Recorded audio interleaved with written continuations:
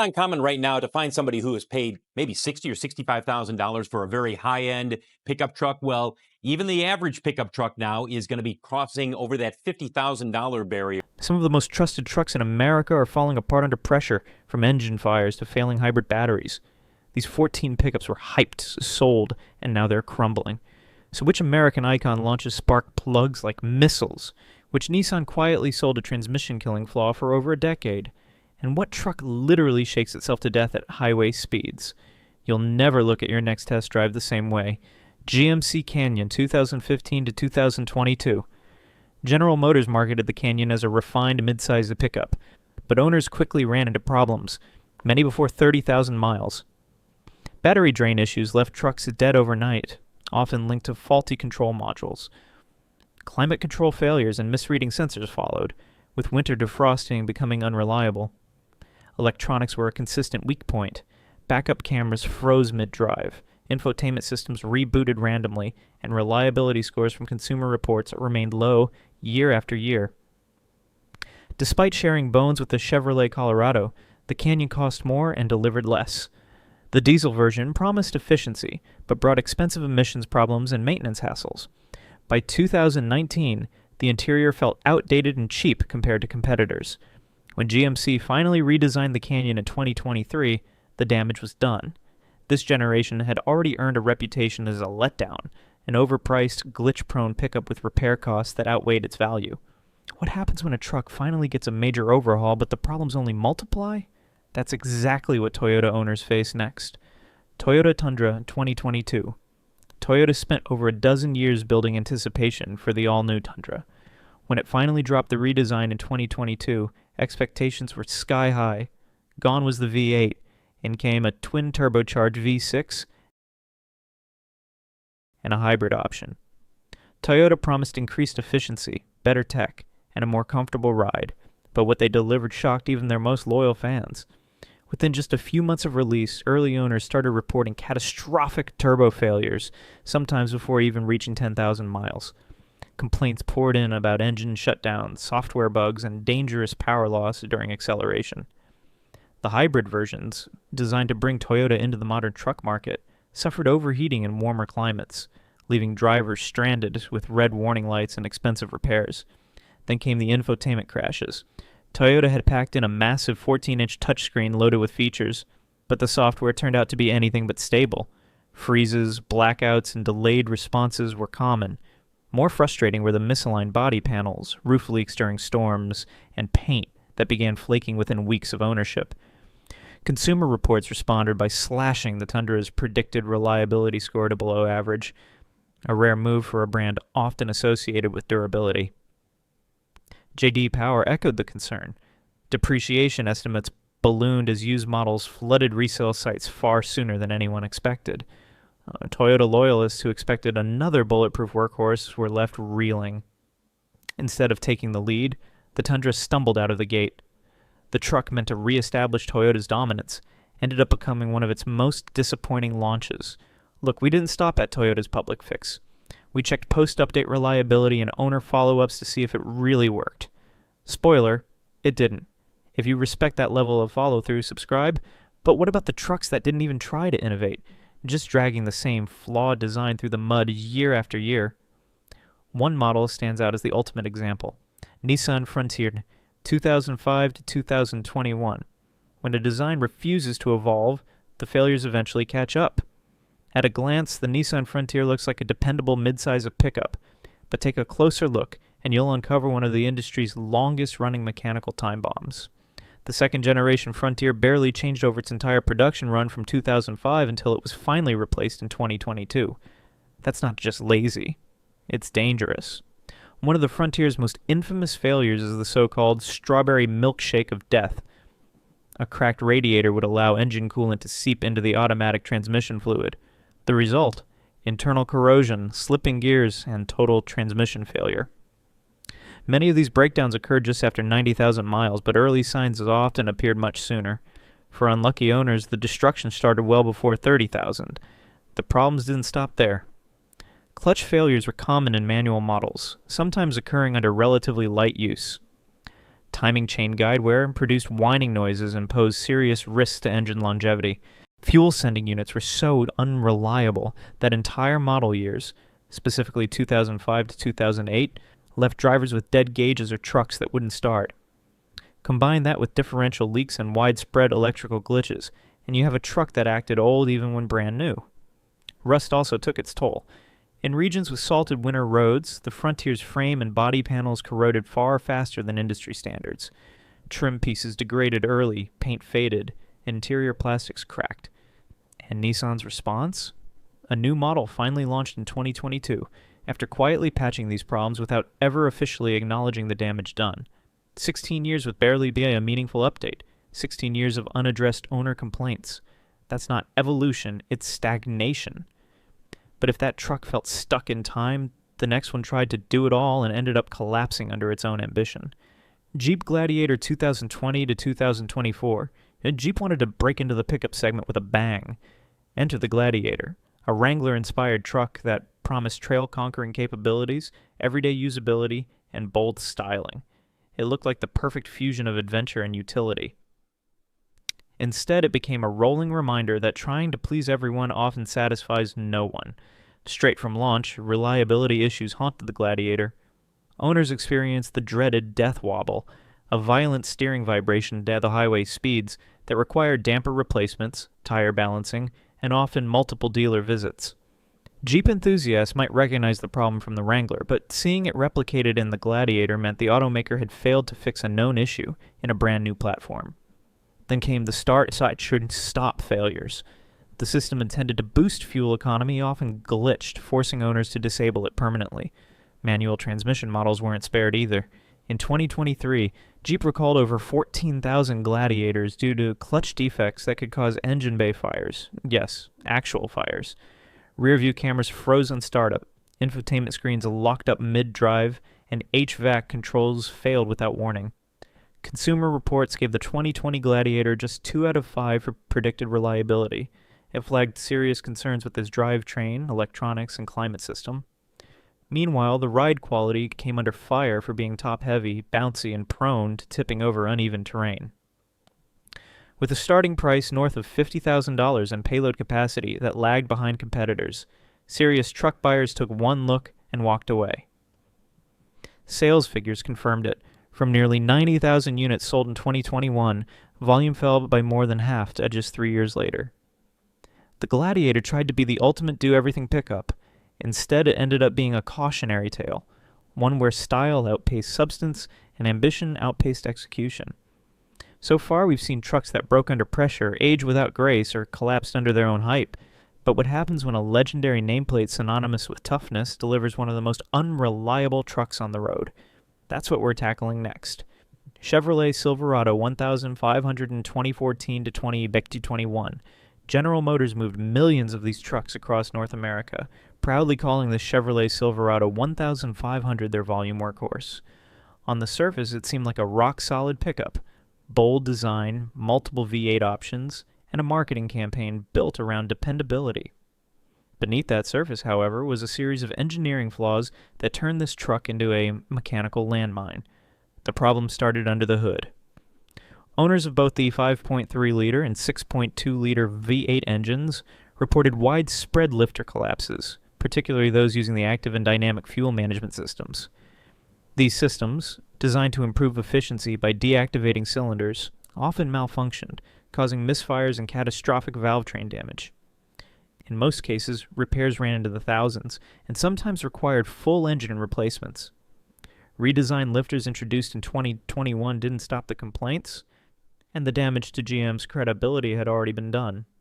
Then there was the 8-speed automatic transmission. Drivers experienced hard shifts, violent shuddering at highway speeds, and torque tech converter failures that turned daily commutes into unpredictable adventures. Technical service bulletins were issued and warranty extensions were offered, but the transmission's reputation never recovered. Consumer Reports consistently flagged this generations of Silverado for below-average reliability, and owners filled forums with horror stories about recurring visits to the service bay. Beyond the mechanical failures, the Silverado developed what many called the Chevy Shake, a mysterious vibration at cruising speeds that no dealer could fully explain or fix.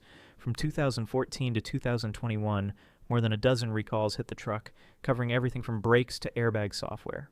Even General Motors' own fleet mechanics began recommending Ram pickups as the more dependable option. So what happens when the top-selling truck brand dips its toes into hybrid territory and finds itself sinking fast? Ford's experiment with the Power Boost shows exactly how quickly innovation can become instability. Ford F-150 Hybrid Power Boost 2021 to 2024. Hybrid muscle looked great on paper until it left owners waiting on tow trucks. When Ford introduced the F-150 Hybrid Power Boost, it wasn't just a new drivetrain. It was a statement, a bold move to prove that full-size trucks could embrace electric torque without losing their work ethic. On paper, the Power Boost delivered impressive numbers: 430 horsepower, 570 pound-feet of torque, and better mileage than a standard EcoBoost. In reality, it was plagued with so many issues that Consumer Reports ranked it among the 10 least reliable vehicles in the entire market. One of the most frustrating problems was the incessant check engine light. Owners reported recurring electrical gremlins, battery drain, and sudden shutdowns tied to the truck's hybrid battery and control modules. Diagnosing these issues proved tricky, and repairs often led to weeks of downtime. In some cases, owners waited months for replacement parts. Transmission behavior was equally erratic. The 10-speed hybrid automatic frequently hesitated, downshifted hard, or shuddered under load. Ford issued multiple technical service bulletins to refine the shift logic, but those updates came only after thousands of drivers had already experienced costly and sometimes dangerous drivability problems. Fuel economy, too, disappointed many buyers. While Ford advertised 24 miles per gallon combined, Consumer Reports tests showed closer to 20 in real-world conditions. Worse, the added weight of hybrid hardware, nearly 750 pounds, reduced towing capacity compared to non-hybrid models. Owners expecting a futuristic workhorse instead found themselves riding in a glitchy prototype. This wasn't an engineering leap forward. It was a step sideways into uncertainty. So while Ford was chasing headlines, Nissan was quietly chasing buybacks thanks to a diesel engine that never should have made it into a truck. Nissan Titan XD Cummins Diesel, 2016 to 2019. This truck had every reason to succeed. It was positioned between half-ton and heavy-duty trucks, aiming to lure buyers who needed more capability without the full burden of a 3/4-ton rig. Then came the real hook, a partnership with Cummins to install a 5.0-liter turbo diesel V8. On paper, it sounded brilliant. In execution, it became a diesel disaster. Almost immediately, owners began experiencing issues with the diesel particulate filter. Constant forced regeneration cycles sapped fuel economy and robbed the truck of usable power. In some cases, the system would enter limp mode without warning, killing throttle response, until the truck was parked or reset. That alone would have been bad enough. Unfortunately, it didn't stop there. Turbocharger failures became a pattern, with many drivers reporting whining noises, smoke, or complete boost loss within the first 30,000 miles. The high-pressure fuel system also came under fire, plagued by injector issues and pump failures. Combined with emission system malfunctions, many trucks required extensive and expensive diagnostics to stay running. In a rare move, Nissan began offering buybacks for particularly problematic trucks. This wasn't a public recall or official settlement. It was quiet damage control. Even with that, the damage was done. Nissan pulled the plug on the Cummins Titan in 2020, citing slow sales and rising warranty costs. What was supposed to be a powertrain revolution ended in a reputation implosion. Yet as messy as that partnership was, it still doesn't come close to what Ford's own Super Duty owners endured, especially those brave enough to trust the 6.0-liter and 6.4-liter diesels. Ford Super Duty, 6.0 and 6.4-liter Power Stroke 2003 to 2010. Some diesels pull mountains. These ones pulled head gaskets and oil coolers daily. At a glance, the Super Duty lineup from Ford looked like an unstoppable force. Trucks built for towing, hauling, and enduring whatever job sites could throw their way. Beneath that muscle, however, lived two of the most failure-prone diesel engines ever bolted into a pickup. The 6.0-liter Power Stroke, introduced in 2003, quickly became infamous for head gasket blowouts. This was caused by head studs that stretched under pressure, allowing coolant and combustion gases to mix. The fix: replacing the gaskets, head studs, and usually the oil cooler and exhaust gas recirculation cooler altogether. Some owners spent over $10,000 just to get back on the road. Then came the fuel injector control module, mounted in the worst possible place, on the valve cover, where it was exposed to vibration and heat. These failed often and left owners with no start conditions. Glow plug controllers failed too, making cold starts unreliable.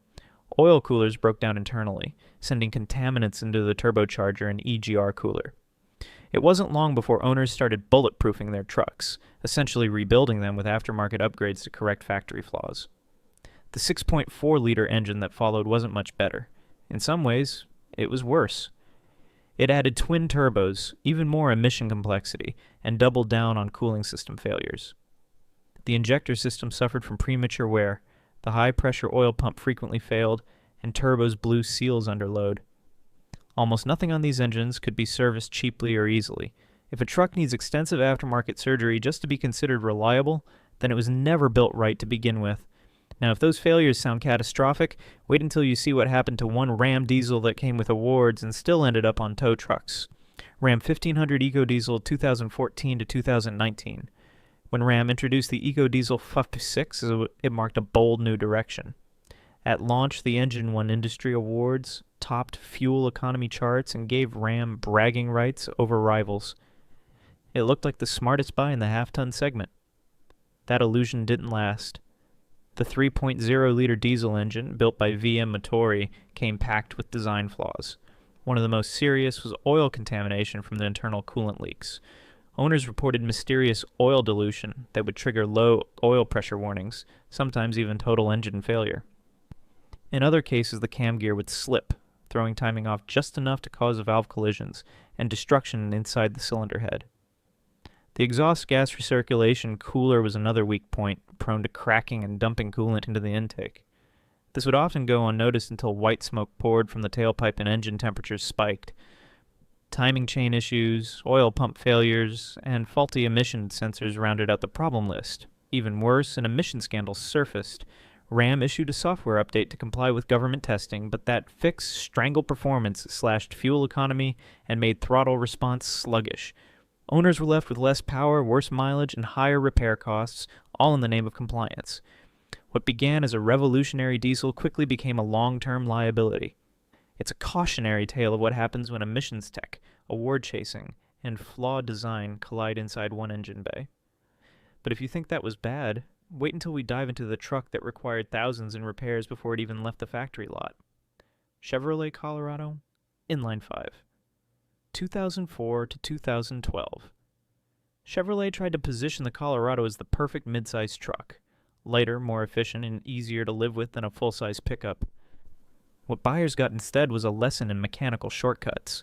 Their early models offered a 3.5-liter inline-5 engine that seemed like a quirky alternative to a V6.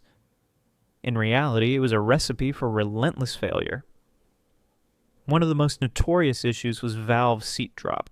Owners reported sudden misfires, loss of compression, and backfiring, all symptoms that pointed to internal damage. The problem stemmed from weak material inside the cylinder head that couldn't handle sustained heat cycles. When the valve seats let go, the engine didn't just stumble, it died, and when it did, it often took the rest of the cylinder head with it, requiring a complete rebuild. Injectors were no better. Faulty fuel delivery led to lean conditions, rough idle, and misfiring that no amount of plug or coil replacements could fix. Even if you dodged those bullets, the timing chain was still waiting to end your ownership dreams. Chain guides failed, cam phasers wore out, and tensioners couldn't keep up, all leading to noisy, erratic engines that often jumped time without warning. Chevrolet did eventually update the engine to the LLR variant, but the damage was already done.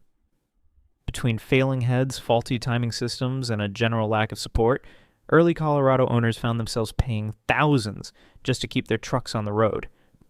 It was a mid-size option with full-size headaches and no clear path to reliability. Still, this wasn't just a Chevrolet problem. The next truck featured an engine so loud, so iconic, and yet so problematic that it turned a legendary badge into an expensive gamble. Ram 1500 4.7 and 5.7 liter, Hemi 2005 to 2012. There's something about a Hemi badge that makes people perk up. It signals raw power, American muscle, and high-performance pedigree. So when Ram offered their 1500s with both the 4.7-liter Vasti 8 and the iconic 5.7-liter Hemi, buyers lined up. What many didn't realize was that these engines came with a list of defects that would turn that rumble into regret. The 4.7-liter engine suffered most in the reliability switch department. Rocker arms would randomly fall off, triggering misfires and internal damage. Valve seats had a habit of dropping into the combustion chamber, causing destruction that left many owners facing full rebuilds. The engine was also known for sludge buildup, especially in trucks that followed the manufacturer's oil change intervals. The oil passages were narrow and unforgiving, and once clogged, internal lubrication failed quickly. Even the mighty 5.7-liter Hemi had its flaws. The most common were exhaust manifold bolt failures, leading to persistent ticking noises and, over time, exhaust leaks. More serious were the lifter failures tied to the cylinder deactivation system. When lifters collapsed or seized, camshafts wore unevenly, and engines needed partial or complete teardowns. In some cases, cylinder shutdowns triggered warning lights that wouldn't go away even after repairs. Add to this a tow rating that lagged behind competitors and fuel economy figures that hovered in the low teens, and these Rams turned from performance legends into garage dwellers. The sound of the Hemi might turn heads, but what you couldn't hear was the sound of cash draining from your wallet with every service appointment. If that sounds rough, wait until we get to the truck that didn't just eat its own internals. It spat its spark plugs back out. Ford F-150 5.4-liter Triton 2004 to 2008. The 5.4-liter Triton of 8 may be Ford's most notorious engine. Marketed as the sweet spot between performance and dependability, it instead delivered constant headaches and a reputation it never recovered from. The first major flaw, oil sludge. Even with regular oil changes, engines built up gunk that choked cam phasers, wore out timing chains, and triggered engine failure often before 75,000 miles. In most cases, cleaning wasn't enough. Rebuilds or replacements were the only option. Then came the spark plug nightmare. Early models shot plugs out of the heads entirely, damaging threads and killing compression. Ford's fix, a two-piece plug design that seized in place and often snapped during removal. Specialized tools became standard in shops, and repair bills soared into the hundreds. The timing chain system wasn't much better, with multiple chains, guides, and tensioners all prone to failure. Engine noise and performance issues became inevitable. Owners were stuck deciding whether to dump more money into repairs or dump the truck altogether. Yet sales stayed strong. Brand loyalty kept the F-150 on top, even while reliability dropped it through the floor. Meanwhile, another American truck tried to offer balance and failed in every direction. Dodge Dakota 2005 to 2011. The Dodge Dakota aimed to be the just right pickup, bigger than a compact, smaller than a full size. Instead, it landed in no man's land. By the late 2000s, the Dakota had bulked up without gaining the power or capability to match. Fuel economy lagged, performance disappointed, and reliability crumbled fast. The 4.7-liter V8 saw frequent transmission failures with hard shifts and slipping gears. Suspension flaws followed. Worn ball joints, loose steering, and front-end rattles. Oil leaks from valve covers and rear main seals became common repair headaches. Braking issues made things worse. Warped rotors and front lockups caused violent shaking at speed. While fog lights fell out and interior trim cracked apart, what was supposed to be a comfortable ride turned chaotic. Sales collapsed from over 104,000 units sold in 2005 to barely 12,000 by 2011. Buyers walked away. So did Ram, ultimately killing off the Dakota and leaving behind a mid-size failure few remember fondly. Toyota Hilux Diesel, 2015 to 2020. Even the Unbreakable had a breaking point, and this one hit it hard. The Toyota Hilux built its legacy on toughness. It was the go-to truck in war zones, deserts, and rugged terrains worldwide. So when the 8th generation diesel models started failing, it wasn't just a surprise. It was a global shock. The main issue was the diesel particulate filter system, designed to lower emissions when it clogged constantly in stop-and-go driving. White smoke poured from tailpipes, trucks entered limp mode mid-drive, and fuel economy nosedived. In Australia, a Hilux stronghold, Toyota faced a class action lawsuit and was forced to admit fault. Clogged DPFs created back pressure that triggered deeper engine damage. Fuel leaked into the oil system, diluting oil and wearing down injectors and seals. In humid climates, premature rust formed on rear frame mounts, problems no one expected from a Hilux. Toyota issued a software update in 2020, But the reputational damage had already taken hold. These early 8th generation diesels became the black sheep of an otherwise bulletproof lineup. When even the Hilux cracks under pressure, every truck buyer starts asking the same thing: what's actually worth buying anymore? Tell us in the comments, and thanks for watching till the end.